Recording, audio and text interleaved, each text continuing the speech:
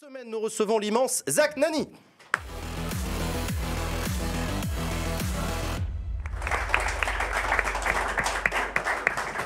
Salut Zach. Bien le bonsoir. Comment tu vas ?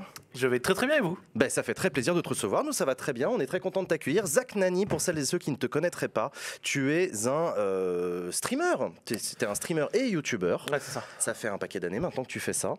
Et tu es spécialiste de quoi ? Comment on pourrait te définir ? Parce que tu joues à LoL, tu parles de foot, tu fais plein de trucs. Ouais, je fais beaucoup de choses.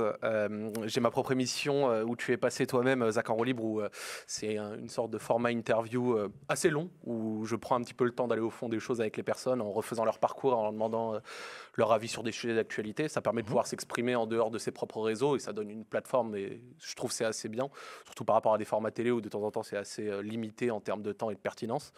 Et à côté de ça, bah, franchement, je fais plein de trucs. Je parle de sport, je joue de temps en temps, j'hôte des émissions, j'apparais à droite, à gauche. Et ça se passe relativement bien, c'est cool. Bah écoute, ouais, ça se passe super, c'est assez impressionnant parce que du coup, voilà, dans ce fameux format dont on voit des images Zach en roue libre, tu reçois, voilà, un peu comme l'invité politique de Backseat, c'est-à-dire des personnalités d'Internet pour avoir un long échange sur leur parcours. Et ça fait partie des questions que je voulais te poser. Est-ce que ça t'arrive d'aborder avec elles et eux une partie de leur rapport à ce qu'on pourrait appeler la politique ? Pas le moins du monde. On parle rarement de politique dans les interviews. C'est pas vraiment le but. Comme j'ai dit, c'est plutôt des sujets d'actu, oui. Tu as dit actualité. Actualité, c'est forcément plus ou moins politique. Hein, alors, c'est plutôt l'actualité Internet, par exemple. Ouais, donc, par exemple, pour politique aussi. L'un dans l'autre, d'accord. Mais oui, fait, par exemple, tu vois, s'il y a eu une nouvelle mise à jour Twitch ou quelque chose qui fait parler sur YouTube, Twitter ou autre, bah là, dans ce cas-là, on peut aborder ça, tu vois. Mais effectivement, j'aurais dû préciser parce que c'est pas actu général. Je vais pas lui dire alors Damien Abad, tu vois. C'est pas ça. Tu pourrais, mais t'en as pas. Alors du coup, est-ce que tu n'en as pas envie ? Est-ce que ça ne t'inspire pas ? Est-ce que tu penses que ça fait chier ton public ? Je pense que c'est pas le terrain. Ouais, et c'est pas comme ça que j'ai conçu l'émission à la base. Je trouve que ça aurait fait bizarre de commencer à intégrer ça au bout de quelques années, tu vois. Et même moi, au niveau, moi j'aime bien quand une émission ressort avec un peu de pertinence. Et à l'heure actuelle, à titre personnel, même si je peux avoir mes convictions, etc., je pense que je ne serais pas l'interlocuteur idéal pour pouvoir à des moments discuter et pouvoir aborder ces sujets-là. Ouais.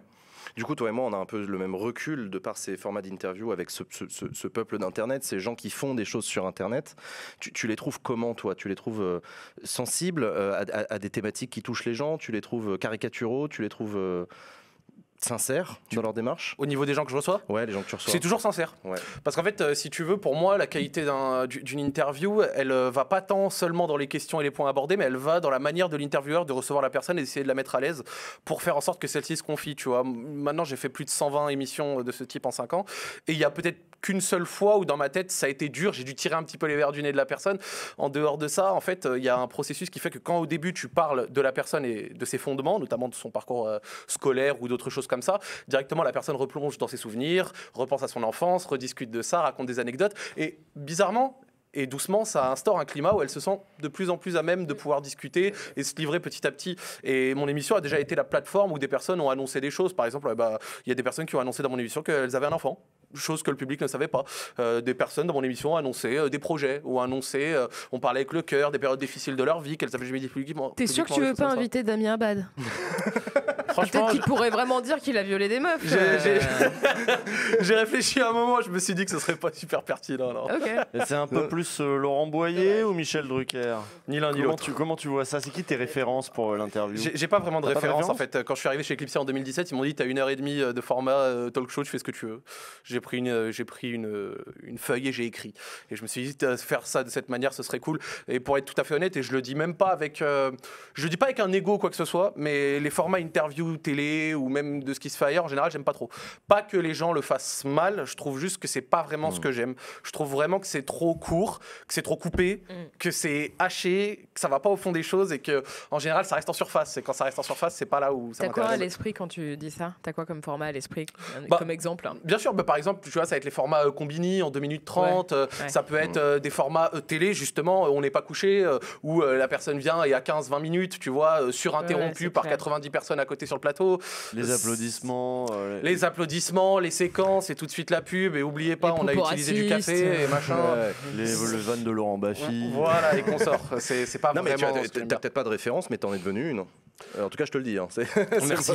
non, mais c'est vrai, c'est un style d'interview, mais c'est peut-être aussi propre à Twitch, à ce média-là. Il y a une manière spécifique d'interviewer sur Twitch qui est un petit peu particulière. C'est vrai.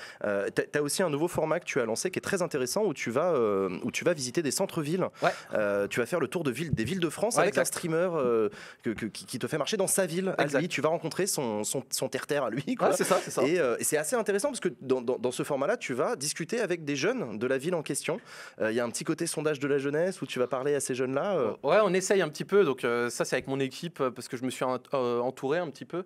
Et en fait, ils m'ont dit, tiens, ce serait assez cool que tu puisses avoir des personnes avec toi, et notamment des streamers, des créateurs de contenu, et pouvoir aller voir des villes que tu ne connaissais pas. Dans la mesure où moi, je suis quelqu'un qui a quand même beaucoup voyagé.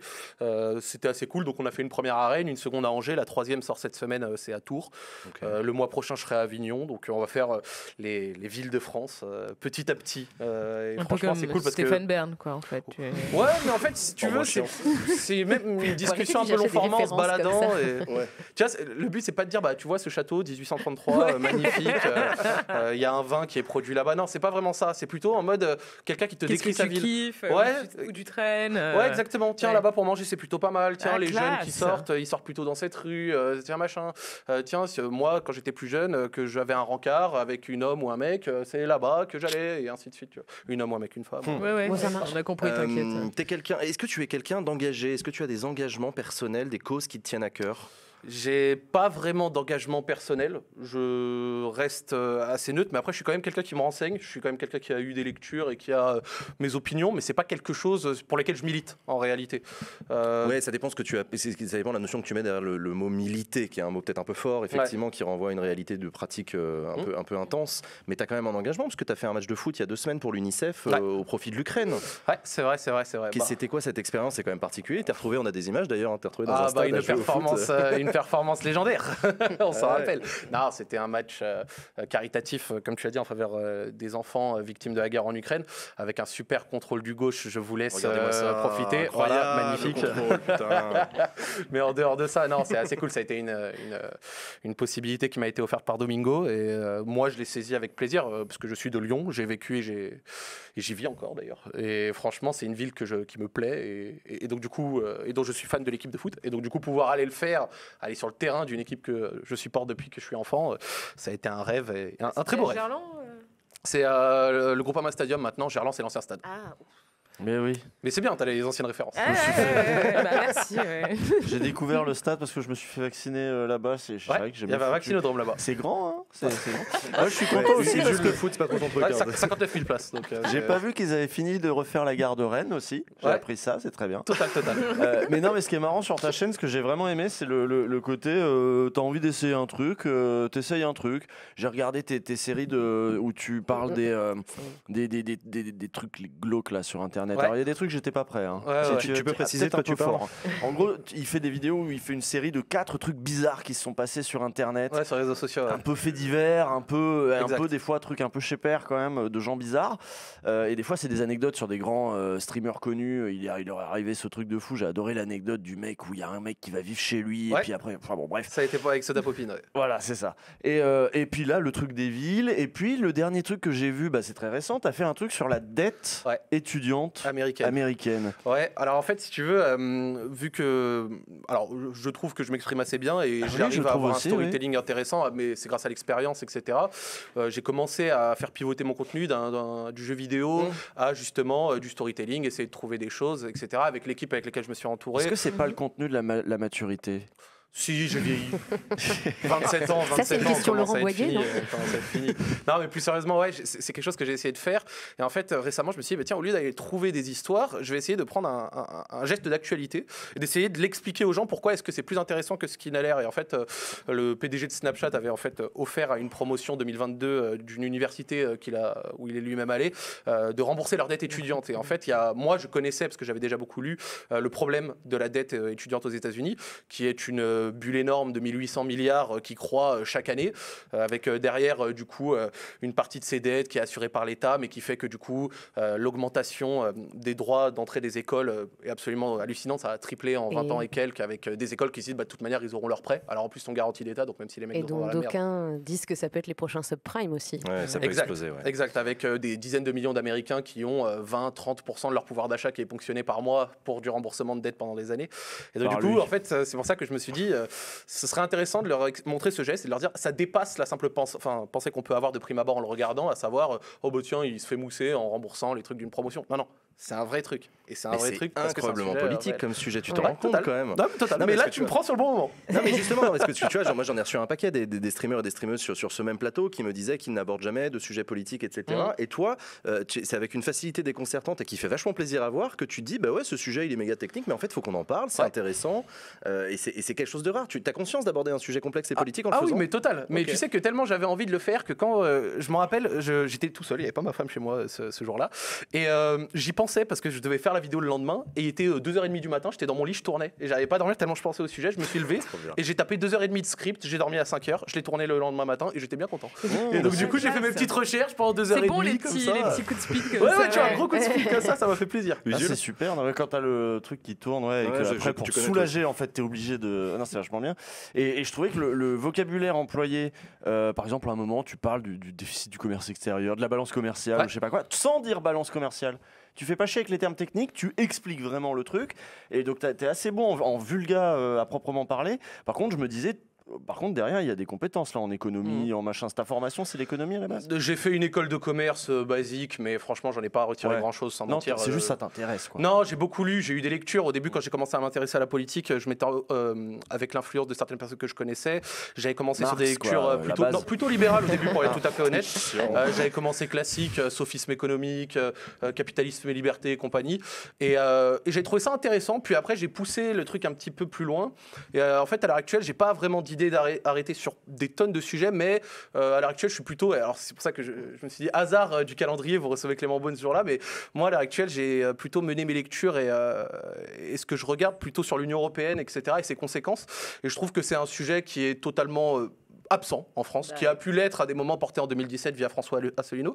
Mais en fait, il y a beaucoup de conséquences et de problèmes sur l'Union européenne, sur le fait qu'elle dirige beaucoup des aspects de la politique économique en France, le poids qu'elle peut avoir, le fait que l'Union européenne ne soit pas, en tout cas la zone euro ne soit pas une zone monétaire optimale et bien d'autres. Tu veux une de nos places ? Moi, je peux te laisser la place. Pas de souci, pas de souci. Mais par exemple, tu vois, ça me fait plaisir. Et à l'heure actuelle, tu vois, c'est plutôt des discussions et des sujets qui m'intéressent, sur lesquels je lis. De temps en temps, j'en discute en live. Mais tu vois, c'est pour ça que tout à l'heure, tu me parlais de militantisme. Je milite pas, tu vois, sur ça, mais je me renseigne, je me fais mes propres avis. Une curiosité, une ouverture d'esprit. Est-ce que ça t'arrive de donner des opinions ? Excuse-moi, Adèle. Du coup, juste restant sur Clément Beaune, est-ce que tu veux qu'on lui pose une question de ta part ? C'est déjà fait. Et on m'a demandé si j'avais une question. J'avais envoyé par SMS. Mais justement, on t'a demandé de la dire sur le plateau aussi. Est-ce que tu veux la dire ? Ouais, bien sûr. Non, mais tu viendras la dire tout à l'heure. Ah, bah tout à fait. En vrai, tout à l'heure, quand ils seront là, moi je suis chaud. S'il y en a un de vous trois qui pourra lui laisser sa place pour une question. De toute façon, moi j'ai une seule question à lui poser, donc il n'y a pas de souci.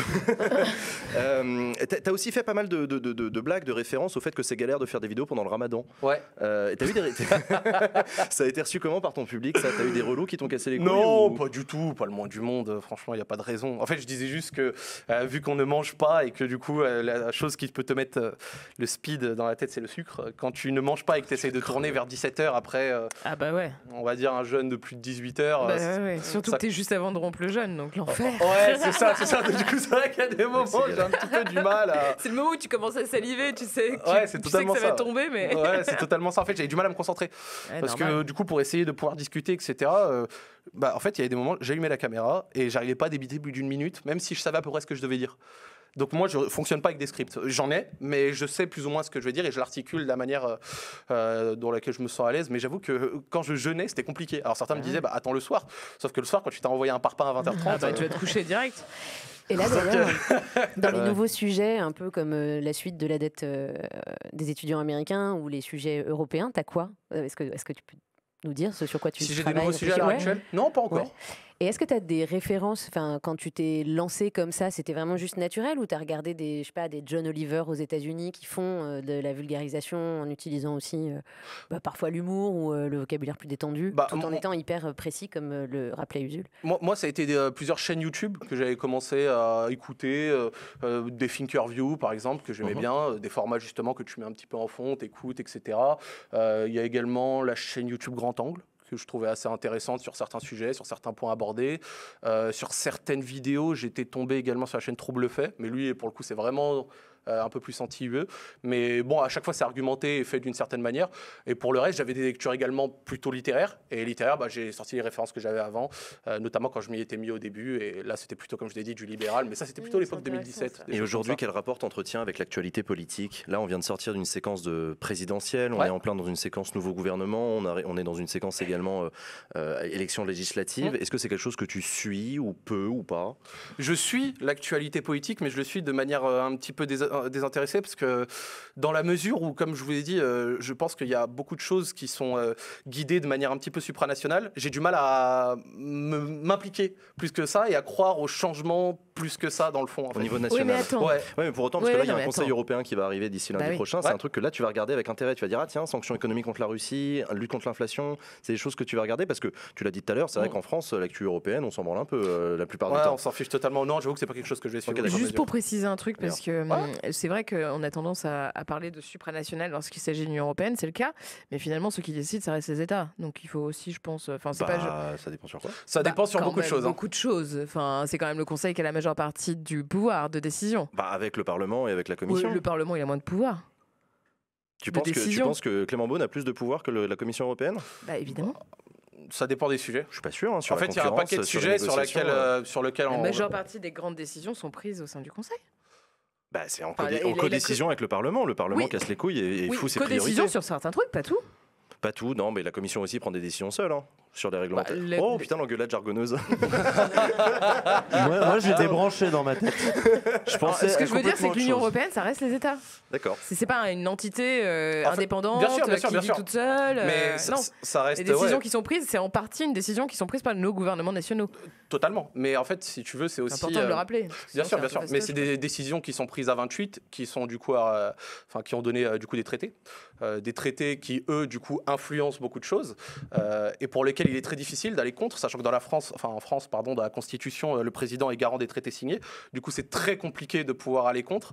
Et tous les rêves et les discours d'autre Europe et de renégociation des traités, c'est un truc qu'on entend depuis 20, 30, 40 ans. Et des choses qui peuvent aller à l'encontre des intérêts de la France vont à l'inverse, à la faveur d'autres pays. Et donc, du coup, c'est très difficile à bouger et c'est très inamovible.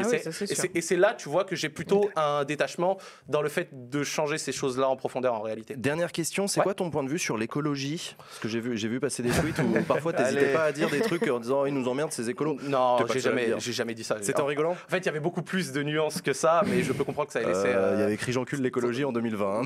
Non, c'est un truc qui peut partir. Ça, c'était pour rigoler. Ça, c'était pour rigoler. C'était attends, quand je suis désolé de te ressortir. Non, mais tu fais bien j'aime pas ce genre d'interview, mais désolé, le jour de Noël, j'encule l'écologie. Je crois que c'était le jour de Noël ou le lendemain, un truc comme ça, il faisait 25-26 degrés, il faisait bien beau à Lyon, il y avait un grand soleil, il faisait genre 15-20 degrés, et j'avais dit un truc, vive le réchauffement climatique, on va relancer le Concorde, un truc comme ça.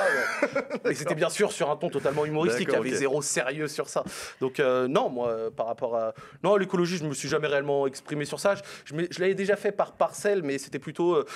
parce que j'avais un souci, j'avais vu quelques amis à moi qui s'étaient à des moments fait harceler un petit peu avec une soixantaine de messages en DM Instagram pour avoir fait gagner un voyage, une chose comme ça, avec des personnes qui... les écolos qui... Voilà, et moi j'avais dit, c'est quand même un petit peu limité, d'une dans la manière de transmettre le message, et deux dans le sens de la responsabilité, parce que bien qu'en reconnaissant qu'il y a un souci et qu'il y a des choses à faire à l'échelle de tout le monde, je pense que c'est une vision un petit peu limitée d'aller reprocher à quelque chose, quelque chose d'une manière aussi exacerbée, agressive. Tu te sens fliqué par une partie du public d'Internet qui te reprochera toujours quelque chose parce que voilà. En fait, c'est vraiment quand j'ai vu ça, j'étais là, ouais, c'est un petit peu pété. Mais en réalité, après, de temps en temps, je vais pas mentir, c'est vrai que quand on discute comme ça en live, etc., pas toujours en allant dans le fond des choses. C'est vrai que de temps en temps, on peut être peu constructif. Et ça peut être mon cas de temps en Ça temps. peut arriver. Ouais, tout à fait. Dernière question et ensuite il faut qu'on toi enchaîne. qui as l'habitude, Zach, d'interviewer, qu'est-ce que ça fait là d'être Ouais, interviewé? c'est pas mal. Alors, tu le sens comment là? Ça va, c'est cool. Ça, c'est sympa. Hein. Ouais, le cadre est bon, vous êtes sympathique. Mais ouais, attends, j'aime ça va bien, devenir hein. encore plus sympa parce qu'on va enchaîner avec la séquence suivante de l'émission. Tu vas rester avec nous.